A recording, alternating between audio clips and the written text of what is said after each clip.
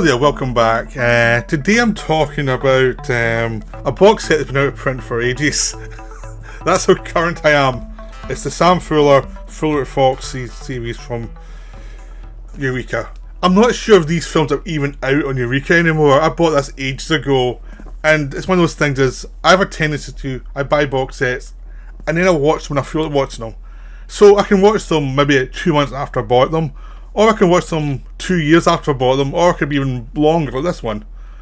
And it wasn't like I was avoiding it, it was just like, I'm not in the mood for this just now, I'm not in the mood for this just now. And then suddenly I watched them all in about 4 or 5 days, and like, give me more. So I've got the Fuller Columbia one, where you get 2 of his films directed plus some films he wrote. And I've got the 2 Criterions as well. So I've still got some films of his to watch that I've got. And there's other films of his that are not available on Desktop that are on YouTube. So there is still quite a lot of films of his to watch. But the ones I've got here are Fix Bayonets, Pick Up in South Street, Hell and High Water, House of Bamboo, and 40 Guns. These are all excellent films. I also got a booklet. I'll just put this down here. I also got a booklet as well, which is nice. And also in the extras, there's another film about a Fuller life, which talks about his experience of life, and a lot of it looks at is to explore experience, which was the basis of the film The Big Red One. So he's Fuller is a very interesting guy. He made a lot of B movies, and basically now he was offered A movies, and he did have like good relationships with studios. I mean, all these were at Fox because Darryl Zanuck liked him and would give him deals to make films. But because Fuller did not like big budgets because it meant you lost control, he would always try and keep control of his films and keep the budget down to a reasonable level so that they didn't have to make a fortune to make a profit. And it means people left him alone. So if you're making Cleopatra, there's going to be lots of people with opinions. If you're making a low budget World War II movie or a Korean movie, people are going to be less likely to care because they've got a big budget disaster they have to deal with. So that's how Fuller operated. So catch these whatever ones you can when you. But I'll go through them now. So initially he made a Korean film called Steel Helmet, because he made I Saw Jesse Team and The Steel Helmet, which are both successes. They're not in this box set, they were more independent, but they did well for a low budget film. So Fuller became known as a good low budget director who could take budgets and actually stretch them and do good work with them. He's kind of like Bud Botticher, who I covered a few weeks ago, who also worked on low budget and was fairly independent, who turned down a lot once he became established as a director. He turned down films because it was like, don't like that script. And like Fuller, he also had a tough time in the 60s where the studio system changed and he was viewed as an old-fashioned director. Like Fuller probably did better in the 60s than Buttigieg did, but they both were the same thing. Is they did really well in the 50s because there was some space for them in the 50s at the lower budget end, where there had to be a lot of product put out in the cinemas, and there's only so many big budget films you can put out with star vehicles you can put out, and then you're into, okay, we need to fill the cinemas up for the rest of the year. And there's only so much talent there. So if you can get a good director who can do low budget films, they can be very profitable because they're well made. That's a boon for a studio. It's like having nab certain directors to be putting out a film a year like that. That covers a couple of weeks in the cinema, and those films can go around the country quite easily and make some money. So people like Fuller and Buttigieg could actually do well at that time because they were low budgets. So the first film was Fix Bayonets, and that's wonderful. It's set in the Korean War. Fuller did not want to make this film. He'd done Steel Helmet and he was quite happy he'd done his Korean War film. And because he'd done a Korean War film, people were interested in that idea because the war was going on, and they felt it was a good subject for a war film because there's been so many World War II films. Because Fuller had made a really good one that everyone respected, they all asked me to make another one, and he said no. But then Zanuck asked him, and he was friendly with Zanuck, and he said, look, they're going to make them, just make one for me, and I will make other films after that. Because I'm not offering you as much money as some of these studios, but I'll offer you, I want to make a good film. And that worked for Fuller, and it allowed, so he made the film and then found his way into the film, made a good film, but also allowed him to make other films for Zanuck through the rest of the decade. So the Fixed Bayonet is actually about the idea of it's the war story that was very popular in the 50s, where it's very based on Red Badge of Courage, where someone questions their bravery during wartime, and it's them learning how to exist in an army that's where you have to go and kill people, and if you have moral objections to that, how do you survive? And with Fuller, the emphasis is always on common sense. It's like, you have to kill people to survive, otherwise you're useless, and that's your job. It's not a nice job, it's not a job anyone wants, but that's your job. And it's this guy learning, starting off, he's educated, everyone knows he's got smarts, he's got the stuff to actually be a good operator in the army. He has the smarts, but he doesn't have the killer instinct. Well, there's other people who are not as smart as him, can do the killing, but he can't do the killing, and part of it is him and his platoon, or having a few platoons are pushing the rear guard to protect the retreating army as they go over a river, because they push too quickly into an area. They don't have enough men to really fight, and if they stay there, they're going to lose a lot more men, and it's going to be much more difficult. If they retreat now, get reinforcements, and then come back, they're in much better shape. So they have to leave this rear guard action. So this guy's platoon, or his group of platoons, are there, placed in this one valley, and it's like, you just have to protect this from the army, make them think there's a lot more here than there actually is. So they don't know that we're actually going over and crossing the river, because we need to cross over this bridge, and if they blow it up, we're dead. So they have to make themselves look much more than they are. And there's 3 guys ahead of our central character, all of whom are experienced. They're the sergeants and the top guys of the group, and our lead characters are just a corporal. Then slowly over the course of the film, each person ahead of him dies one by one. But it's not like they die quickly together. It's like one dies and another dies and another dies, and he knows each one is like.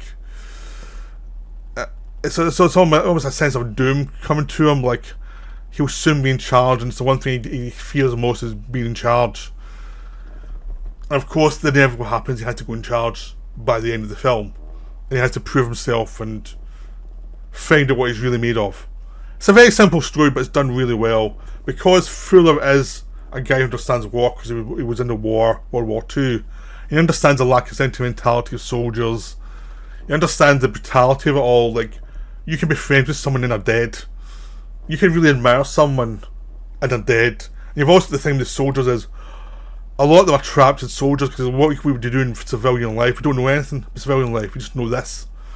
So it's a bit of the tragedy of being a soldier as well, being a career soldier, because there's nothing else you can really do. And what it takes to be a leader of these men, a lot of whom are scared, and a lot of them who won't admit to being scared. And just the idea that in a war, anyone can die any minute. And there are going to be people who screw up, there's going to be people who will rise to the occasion, people who won't. There's going to be people who are going to bitch about you. And slowly but surely, it's the guy learning how to be a leader.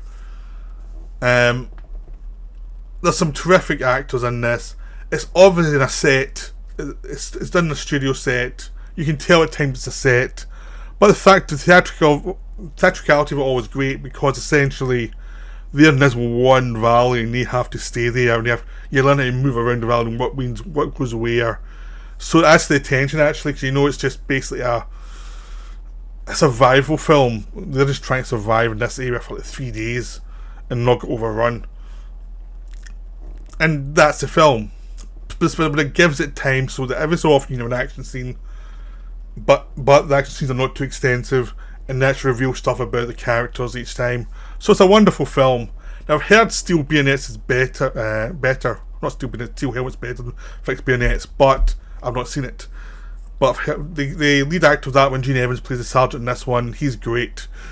He's a guy that gives all the wisdom and all the unsentimentality, and he's just wonderful.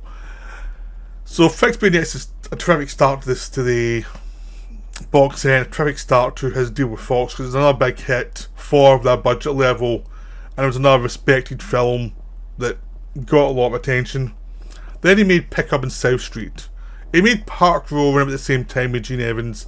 That was not a Fox film. It didn't do very well, so he went back and did Pick Up in South Street for Fox, and it did well. It's a wonderful film. It's about a pickpocket who steals. It picks a pocket of someone who's carrying information from one communist spy to another, and it's and the FBI know about it, and they're waiting to pick up the person who receives the package and break the spy ring. Unfortunately, the pickpocket steals this stuff, so they can't prove this other guy's a spy, and it's all about trying to prove this pickpocket picked the pocket. Well, first find out who it was that did the pickpocket, then find out, then try and deal with the situation. Richard Whitmore plays the pickpocket, who is very immoral. He's very cynical about life. He's a guy who's been in jail quite a few times. If he's caught again, he's going to jail forever. And he seems to be aware of that, and he doesn't really know anything else. He's sort of like the army guys in the Bayonets. This is what he does. This is his job. This is all he knows. And it's about him trying to deal with the communist threat. It's about other stool pigeons in the street level suddenly being forced into this communist plot.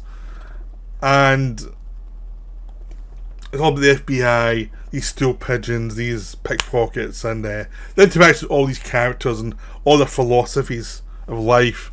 And that's what the film's about. There is a plot, but it's really about the characters, how they interact, how the police interact with the pickpockets, how the police interact with us, with their snitches, how the FBI interact with the police, how the snitches interact with the pickpockets, because they like each other, but they also know each other's job. And it's like, how do people get paid to do what they need to do, and what will it take for them to actually change their viewpoint and actually become more decent, which is a big thing for Richard Widmark, because he's a total cynic, so he does not believe in anything, and it's like, and everyone wants to arrest him all the time. Everyone hates him. It's a wonderful film. It's very cynical. I saw this years ago, and it was wonderful to watch, and I really watched it again, because there are little bits of things that's a bit obvious, but there's lots of great scenes with Widmark. Thelma Ritter plays the snitch. She's great as well. And it's just a real sense of a time that's long gone, of communism, the fear of communism, the fear of people in the streets, and just how people are trying to survive in a country that doesn't really care about the poor. And this film about snitches trying to save up the money so she can get a good burial place and not be sent to Pauper's Island when she dies. There's all these weird details at work. There's a woman who was the courier for the communists, and she's not a communist. She was actually just doing a favour to her old boyfriend. She didn't realise he was a communist, and so suddenly she's stuck in it as well. She's dealing with Richard Widmark, and it's just a terrific film. And the good thing is about Fuller films is he doesn't need a big budget. He can have a situation and then deal with the characters, and that's all he needs. So, because he's a good writer, so he knows how to do that. Now we go to Hell of High Water, which is it's the weakest of the five, easily.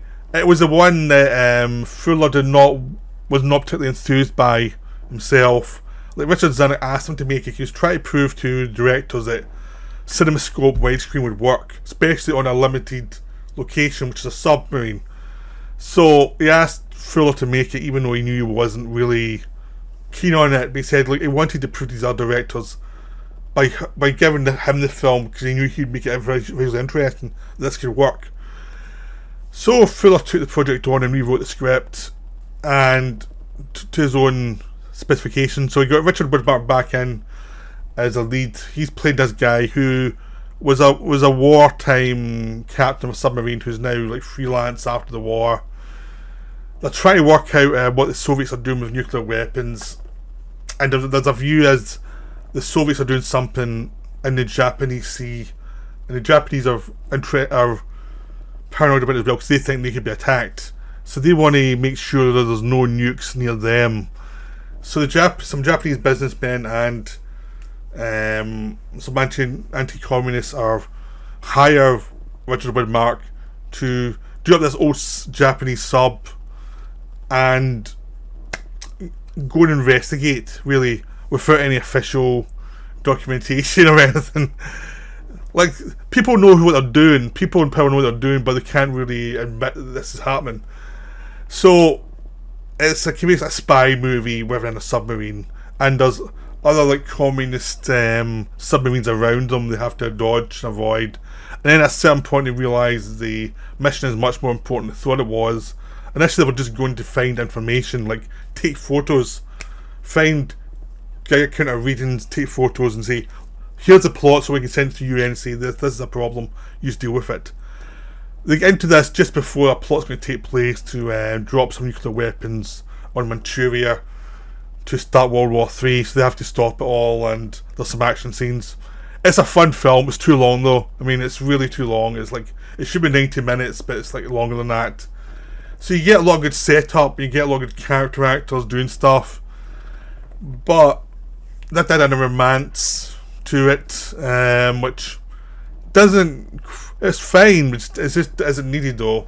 But and then there's like one action scene too many for what the film really is. But it's still an enjoyable film. It's just that compared to the spareness of the other films, this is the weakest film. And Fuller said it was the one he made he liked least. But he didn't say he said it wasn't a stinker. It was just like he didn't originate the story and he wasn't so keen in this one, but he still thought it was a good film. Which is a fair assessment actually of the film. It's enjoyable, just compared to the rest of the box set, it's not as good. Now we go to House of Bamboo, which is great. House of Bamboo stars a young Robert Stack, who would soon be in Untouchables, and you'd eventually see an airplane as a comic. But here he's a serious young man. He's it plays a guy who goes to Japan as an ex-con to hook up with his pal who's now dead, to get into a criminal racket that's led by Robert Ryan. He meets up with the widow of the dead man. He gets some cues from her, and he finds a way into the racket to meet up with Robert Ryan. At that point you find out he's actually an undercover guy. The guy he says he is actually still in jail in America, but they've changed the paperwork so that Robert Ryan thinks he's this guy when he's not. So it makes him look like a criminal even though he's not. And then so the second half of the movie, first half of the movie is him getting undercover and him getting in with Robert Ryan. Then the second half is he's a spy, and it's him trying to get information to people about what Robert Ryan's going to do in Japan. So it's these Americans, ex-GIs, just people who were criminals within the army, who are now robbing places in Japan, because they know basically there's not many guns, the Yakuza are locked down into their own territories, so he can just attack like army munitions and things like that and actually just make lots of profits. And of course the army's now wise to him, because one of the places he attacked had lots of deaths, had lots of injuries, but one person died who was an American GI. So now the army's investigating him, and they know who it is, but they don't have the proof. So Robert Stack has to go in and get the proof. At the same time, he starts a romance with the woman of the wife of the dead guy, who soon finds out that he's actually lying, but she wants to help him because they killed her husband, and then they slowly develop a romance. And it's a really good film. Robert Ryan's always a good villain, and he's really interesting here because he starts to develop a fondness for the Robert Stack character that he doesn't have with other operators. Now you can see it's a gay subtext, I don't know, but it's definitely something. It's definitely interesting, and because he protects him far more than he protects everyone else, and it's like, what's going on here?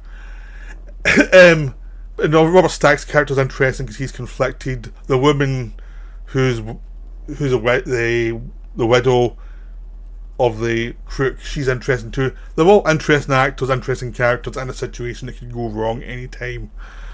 And there's some nice action scenes, and the criminals are really unsentimental. If you get shot, if you get injured in a robbery and there's no way you'll make it, they'll shoot you, so you can't talk, and that's what you have to accept before you go on a robbery with them.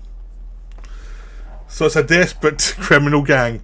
It's just wonderful. It's very, unsentimental, very full of kind of macho things. So it's just, just this idea of how sociopathic tough men can be. The idea of stripping away the macho facade to show psychopathic behaviour and insanity.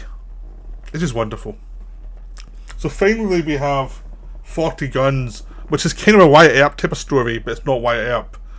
So Barry Sullivan, who fans of Planet of the Vampires will recognise, plays the guy who's into town with his two brothers who are into Tombstone, which is Wyatt Earp territory. And there's a ranch nearby led by Barbara Stanwyck. She's at 40 Guns, which are 40 gunmen who work for her. So she kind of runs the territory. And her brother is a lunatic who gets into trouble, and Barry Sullivan deals with him. But it becomes a situation where like, all the law here is corrupt. Things are going to get bad because this young guy hates the sheriff. And the sheriff is half blind, and he kills the sheriff.